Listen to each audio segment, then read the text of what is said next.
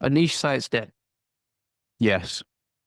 End of the video. Bye. So I don't like the terminology niche sites, but the typical niche site that we know about, where it's just content heavy and it's not providing any value, yeah, they are probably dead. Like the whole write a 7,000 article answering a question, I would probably say those are probably long gone. Like I, for one, can say that I just don't like reading a 7,000 word article. I don't know about you, but I think that those websites that all they're doing is just attracting as many clicks, going after as many infographic or informational articles. I think that those are probably dead.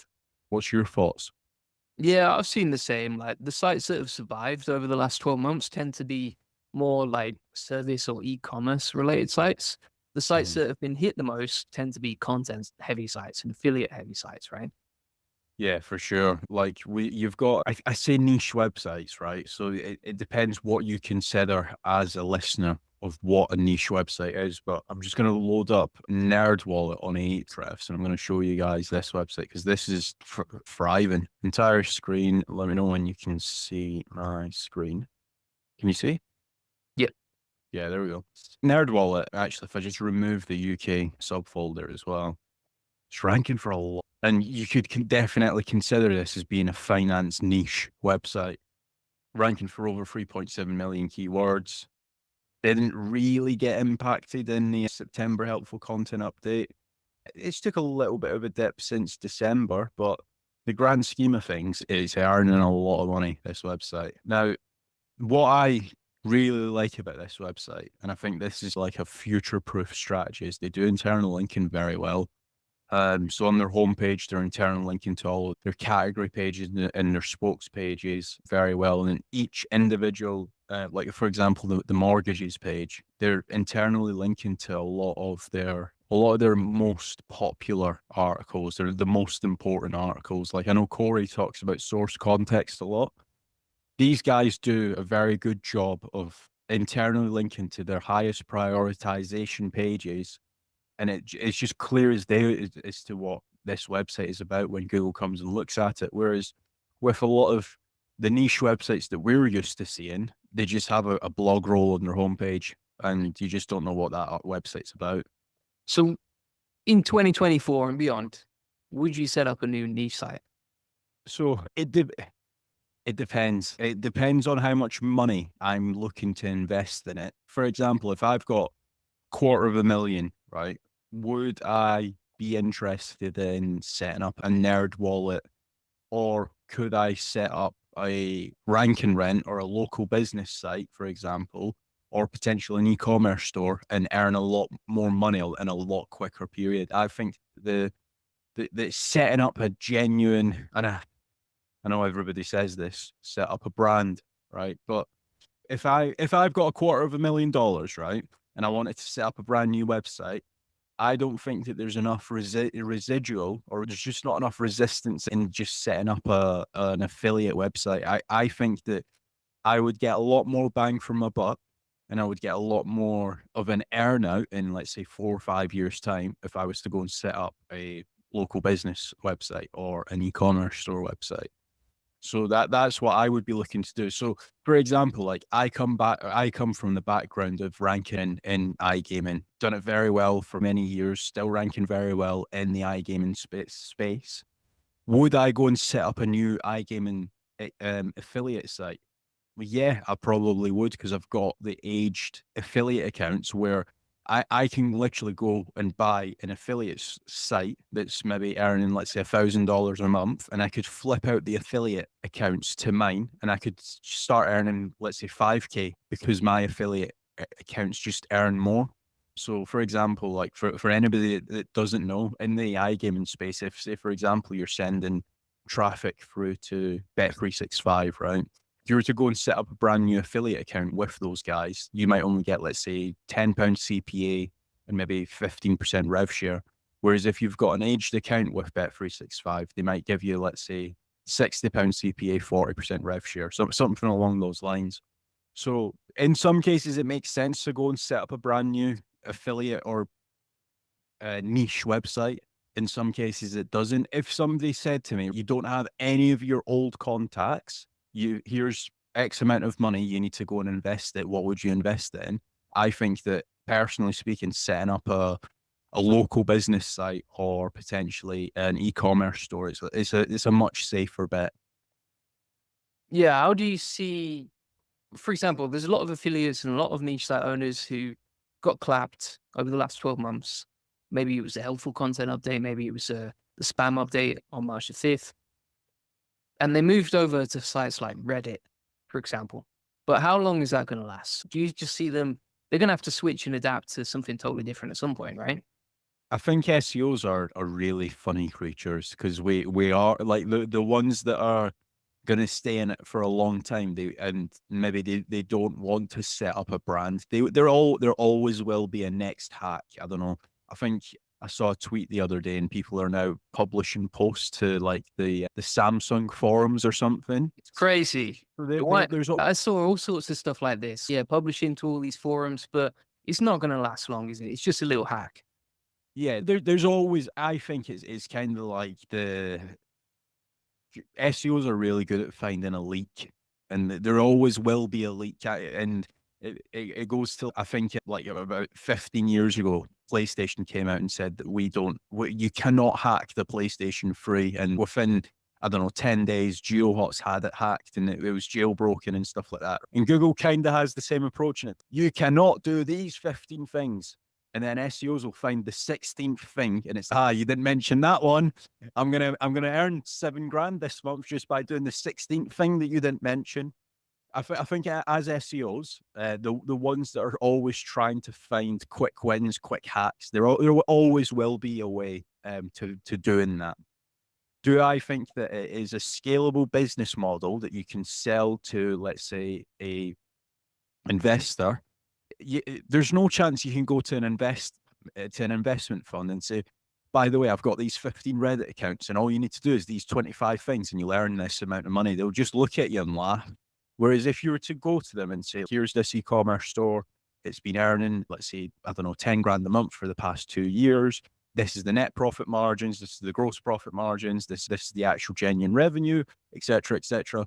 They'll take you a lot more serious with the e-commerce store. Nobody wants to go and buy 15 Reddit accounts from you because it's only a certain point where Reddit's going to get hit or Reddit might clamp down on the accounts. I think I read something today actually that they are trying to minimize the spam on Reddit.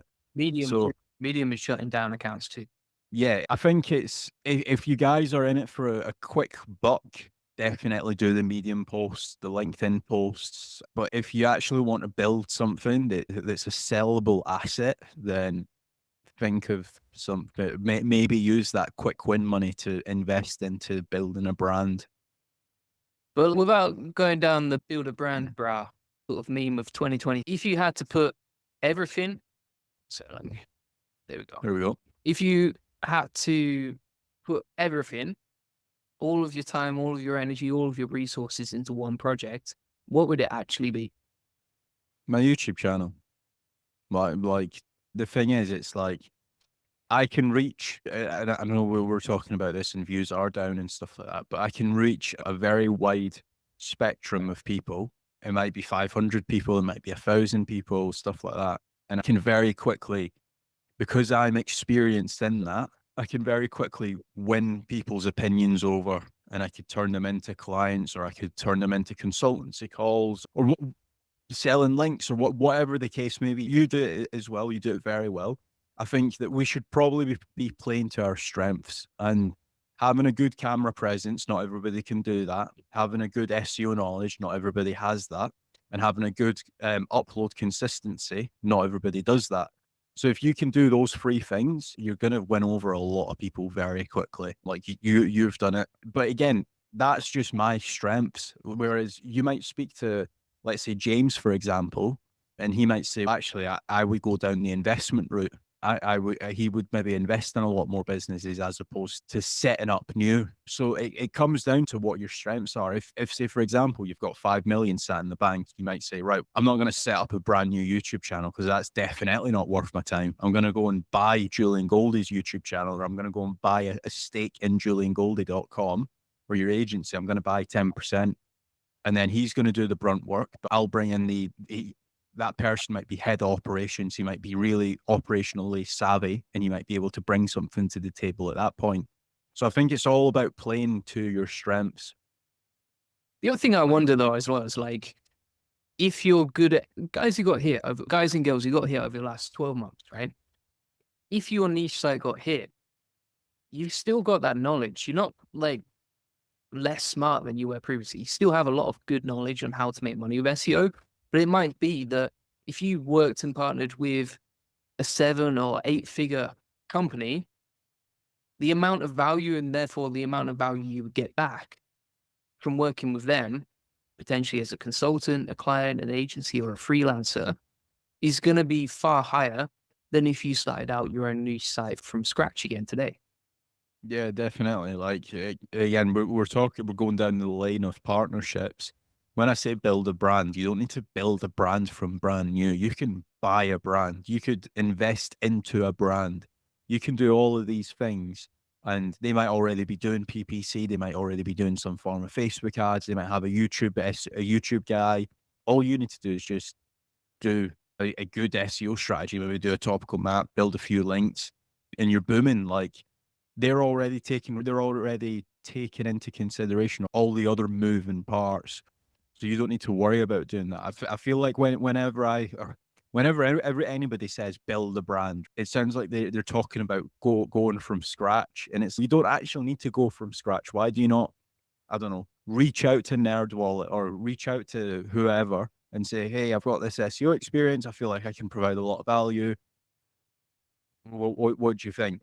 I am certain that if you connect with the right people, the right business owners, they will see your value, especially if you do have that SEO knowledge. And maybe it might be like a rev share model that you might end up getting, where potentially you can potentially, like, if you grow the SEO traffic from 5,000 hits a month to 25,000 hits a month, your monthly income is also increasing as well. If you're on the rev share model, or whatever the case may be, some people might prefer a retainer model, whatever. But yeah, I think that partnerships with genuine brands will definitely help as well. Yeah, and I think some people might counter that and say, if you're that good at SEO, you would just do it yourself. But if you look at the best SEOs, or even if you just look at the most like influential SEOs, typically they'll have their own projects, but they'll do client-facing work, or they have their own agency. They might even have their own tool as well. So they're embedded in the ecosystem of SEO at every single stage of the pipeline, and it all feeds into each other, and it feeds into their knowledge and their expertise and their experience. And I think that's probably the best way to think about SEO is, okay, I'm gonna start my own project, but then I'm gonna build out. I'll do some client work. I might set up my own tool. I might set up my own course, etc. Because all of that's going to feed into my knowledge, and I'm learning from every single stage of the process, every single stage of the ecosystem. Yeah, for sure. Like we've spoke about this before, where I have investments in brick and mortar style businesses, and the reason why I've done that is because they are very good at running a business. Like operationally, they are the business owners that I've partnered up with. They're really good at running teams, running vans and stuff like that, but they're just not SEO savvy at all. And I look at some businesses and I'm like, wow, it might be doing $250,000 in a year, but if I was to just up the traffic, and right now they're not getting any SEO traffic, they might be relying on word of mouth referrals.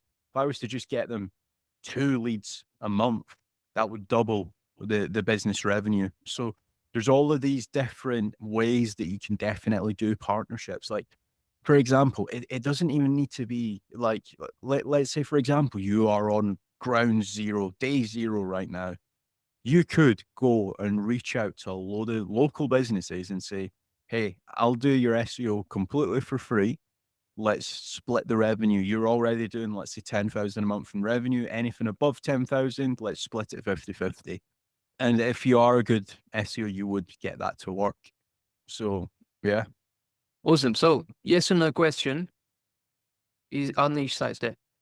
Yeah, the old school niche websites are dead. If you are going beyond, they're definitely not dead. Obviously, we looked at the sites like NerdWallet and stuff like that. But I think that the niche websites that me and you have seen are a lot of websites that are. I'm talking averages here. There are obviously some really good websites that I've hit, but on average, a lot of the websites that I have personally seen, they are the it just looks like the person just has it. Like I've looked at travel websites and I just know that they've never traveled to this country. So why should I listen to this travel blogger that's never left his mum's basement? It's a good point. Unless they're So, doing a travel blog on the mum's basement. It could be great. yeah, niche websites it's a bit of a 50-50 answer, but yes, they're dead. No, they're not. Depends on the strategy you want to go down. All right. Well, appreciate you being on, Kazra. Thanks for having me.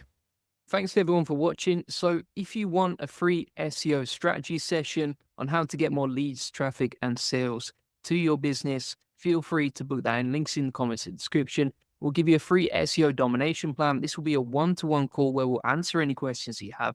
You'll discover the secrets of link building and how to outrank your competitors. Thanks for watching. Appreciate it. Bye-bye.